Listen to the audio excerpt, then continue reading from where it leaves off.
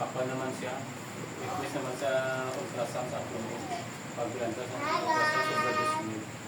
Ang bawang physical opinion. Sa kadoktor. Ito gabot sa kadoktor. Ang bala lang sa kung kinanglanon pa ang ultrasound. Ang balang doktor, hindi na kinanglanon. Amo ng sakit yun. Tikon, dito ka lang yapon sa doktor ko wala. Mapapagigit yan eh. Mapapagigit siya request. No?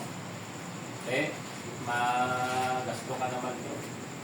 Ang bako ang balas sige, ang balas akong need pa ang ultrasound. Hindi na kinanglan. Rescard yung ulong, pero okay man. So, epektibo gamit na ano ang second opinion. But ganoon, hindi lang opinion sa una ko, hindi lang yung opinion, kaya may info, makita mo may mga pinangilagan, may mga obserbasyon. So hindi lang atin opinion, siyempre matap ka sa mga eksperto. O sa ikaduwang eksperto. So kita mo epektibo.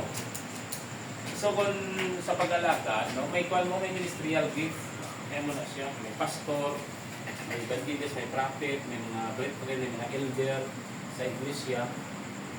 Ilakad mo bala. Bala mo ang ginalantaw na pwede temptation mo.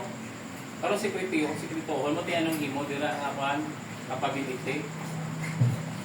No? So, bihin na lang, kibot ka na lang, oh. Kuha na, okay, naglapuyot na, no? Kuha na bala, nag-matured na. Nag-create na sa problema. Damo nang nagdalahig, damo nang napintuhan. Bangot, okay, sa temptation, yung ginilikom, mawala yung pangayuan sa opinion, yung sekreto, hindi mo mahandol.